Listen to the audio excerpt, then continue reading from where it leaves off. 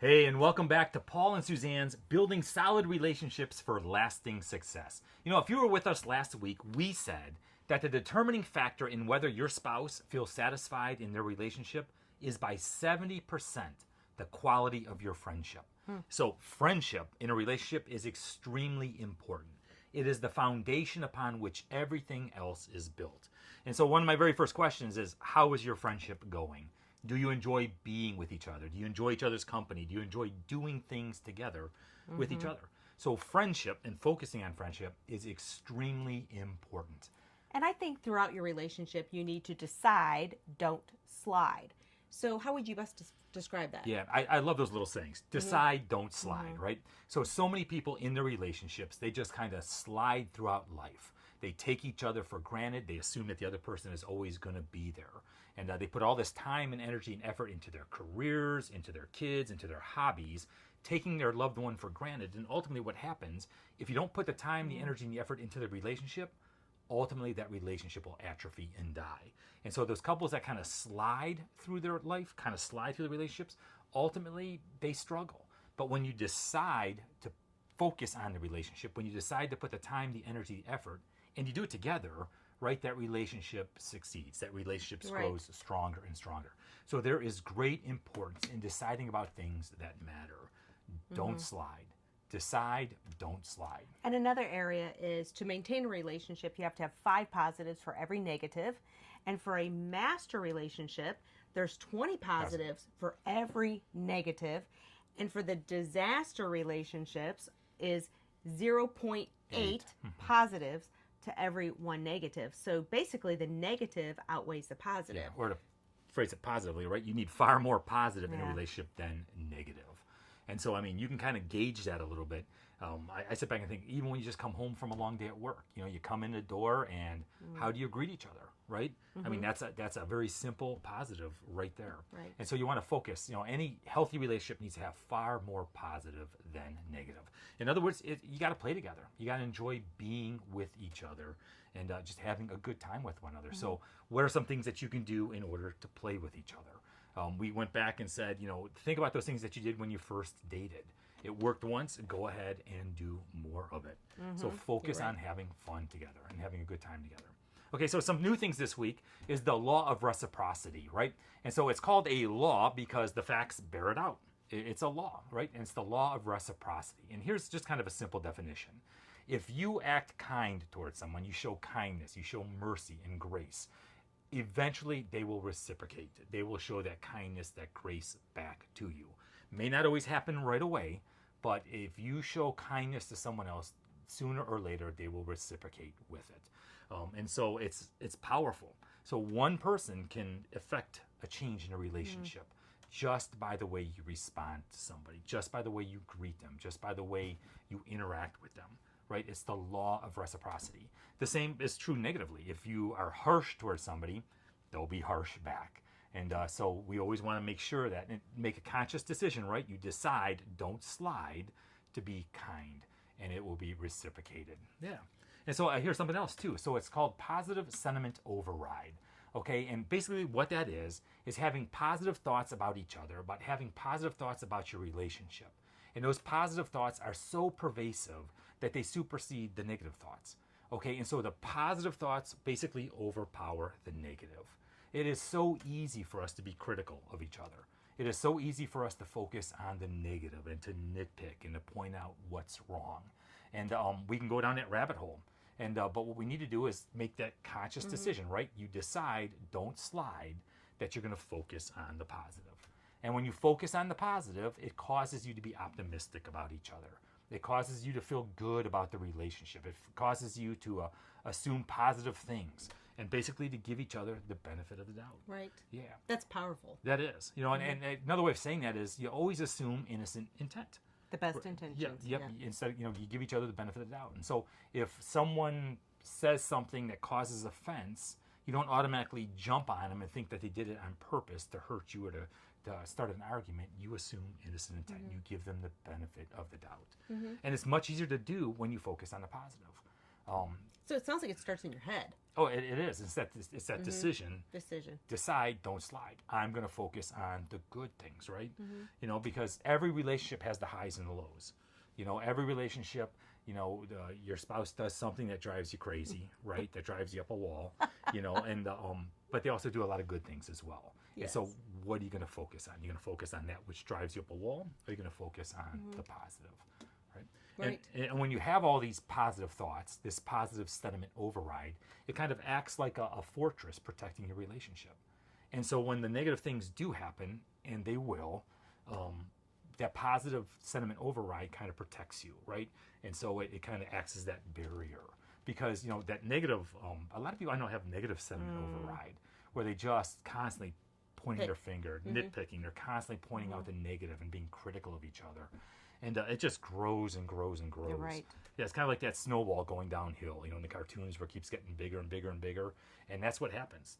When you have negative sentiment override, every little negative thing just gets bigger and bigger and bigger. Yeah. And I think those negative things can really make your imagination go to the worst. And you picture this grandiose event that occurred, and really it's not. Yeah.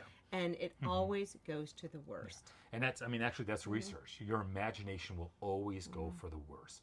It doesn't go for the best. It always goes for the negative. And we need to be aware of that as well. Right? That's one of those things where you can go down a rabbit hole very easily with that, right? Your mind just starts going and going and going, and you're going down the negative path. And ultimately, it's not that at all. And quite often, it's just the exact opposite. Yeah. Right. Yeah. We said in healthy relationships as well, there is a deep sense of meaning for that relationship. There's a deep sense of purpose. In other words, you just don't get along, which is important, but you also support each other's hopes. You support each other's dreams. You support their goals or their aspirations for the future, and you build this sense of purpose together. Yeah. And even in great relationships, you're not always going to agree, right? No, exactly. So you don't always agree. Thank you for agreeing with that. Yeah. Yeah. So yeah. So you don't always agree, right? And so and now I'm all kerfuffled. So technically, 70% of the arguments that you do have, you're not going to resolve them. You've probably been arguing about these things for years. But you have to decide, don't slide, that you know what, we're not going to agree on this, but you know what, we're going to move forward together. Yeah. Right? Yep. And so like those things that you argued about or bumped heads about when you were dating, 15, 20 years later, you're probably still arguing or bumping heads about the same issue. So 70% of the issues or the arguments that you have, disagreements that you have, cannot be solved. And ultimately, you need to decide, do I want to be married or do I want to be correct? Do I want to be in a relationship or do I want to be right? And so you got to make that decision to do that. Right. And what I was also saying too is, in those relationships, you need to have a deep sense of meaning, a deep sense of purpose with each other. And you don't just get along, but you support each other's hopes and dreams, but you got to know what each other's hopes and dreams are. And so that's a great question to sit down. It's like, 5 years from now, where do you want to be? 10 years from now, where do you want to be? I was one of those, I always liked going to school. I went to Stetson University for a master's in marriage and family, and then ultimately I wanted to go to the University of Florida for my PhD. Well, to go to school, it takes money because I had to pay tuition and buy books. It takes time because I actually was on campus, so I'd have to drive to campus. Lots of time. I had to do research papers and write a dissertation, which meant I was in my office late at night, right? And so all of those things took away from time with my spouse and time from my kids. And so we had to have those discussions of is this a good time to do it? Right. Or do we need to put it on hold? What are our priorities? Once again, you got to decide, right? Don't slide. Decide what are our priorities? What is good for us? And you move forward together. And you move forward because you have together. the same focus and drive. Yep. And the other thing too is sit back and I think a lot of couples say she wants to move to Tennessee to the hills, and I like being in Florida. We have different goals, right? Different aspirations. And so you kind of got to come to a consensus on that, what ultimately is our goal, and you need to talk it out together. Right. Because I always think of it like railroad tracks, right? We all have our dreams, we all have our hopes, our goals, our likes and dislikes, but we do it together. Okay, and so you got to do life together like those railroad tracks, because if you tick off just even the smallest little bit over a short period of time, you're way out here from each other.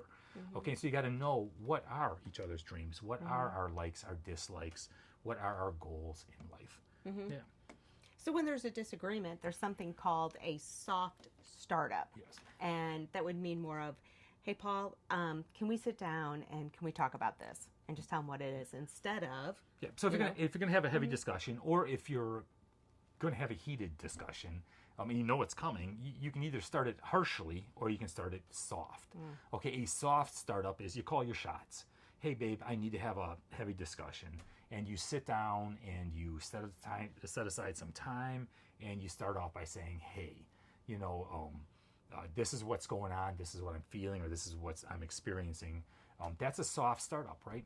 A harsh startup would be like, I can't believe you did that again, right? I can't believe that this, And so a harsh startup usually ends harshly. It does not work out well. It ends badly, poorly, right? A soft startup, okay, will end well, all right? And so you want to focus on the soft startup. Once again, you decide, you don't slide, all right? So you got to make those decisions. Another great thing to focus on is if you're in that heated discussion, and that heated discussion is becoming more and more heated, and it's starting to escalate, when you get physically excited, when an argument escalates, it gets out of control.